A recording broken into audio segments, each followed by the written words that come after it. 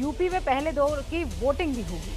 पहले चरण में सभी सीटें वेस्ट उत्तर प्रदेश की है, यानी मेरठ, मुजफ्फरनगर, आगरा, मथुरा और बागपत जैसे जिलों में यहां वोटिंग होने वाली है।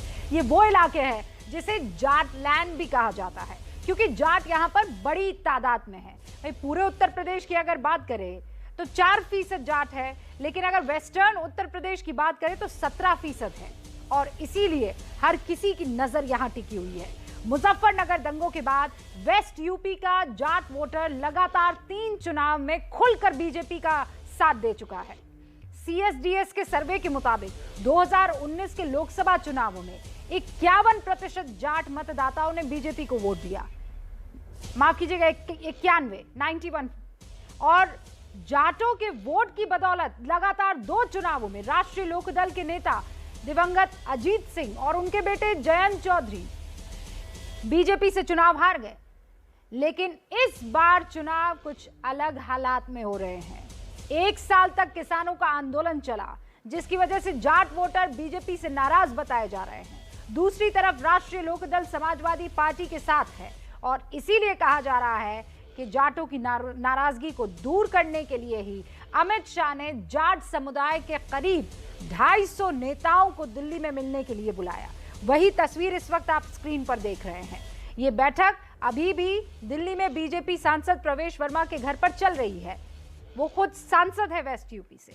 क्या बीजेपी जाटों की नाराजगी दूर कर पाएगी? क्या किसान आंदोलन की वजह से वाकई जाटों पर बीजेपी का असर कम हुआ है?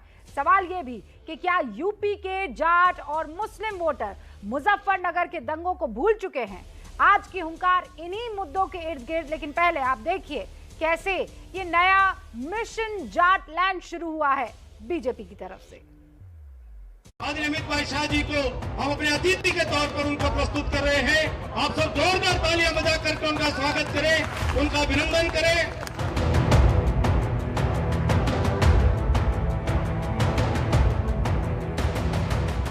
यूपी में जाटलैंड की सियासी जंग शुरू होने से ठीक पहले अमित शाह जाटों को एकजुट करने के मिशन पर लग गए हैं। दिल्ली में बीजेपी सांसद प्रवेश वर्मा के घर पर गृह मंत्री अमित शाह ने जाट समुदाय के 250 से ज्यादा नेताओं को मुलाकात के लिए बुलाया। सामाजिक भाईचारा बैठक में पश्चिमी उत्तर प्रदेश के अलग अलग जिलों के नेता जुटे। बीजेपी का दावा है कि जाट समुदाय हमेशा की तरह इस बार भी बीजेपी के साथ खड़ा है। कितनी बार हमारा लिटमस टेस्ट लोगे? 14 में थे, 17 में थे, 19 में थे, और इस बार भी रहेंगे। मुख्यमंत्री पद का उम्मीदवार है समाजवादी पार्टी का, उसे हम डाइजेस्ट नहीं कर सकते।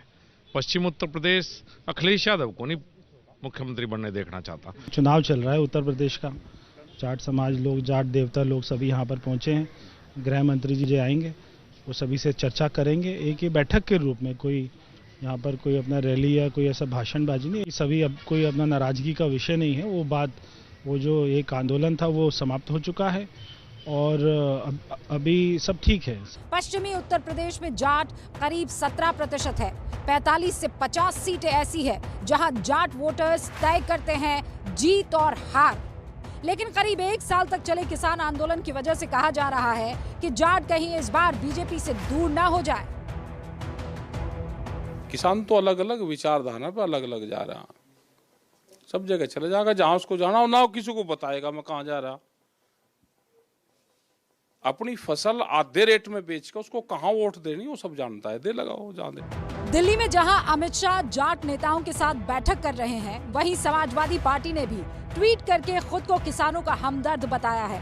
किसानों के परिवार के साथ अखिलेश यादव की तस्वीर ट्वीट करके समाजवादी पार्टी ने लिखा, किसानों का सम्मान समाजवादियों की पहचान।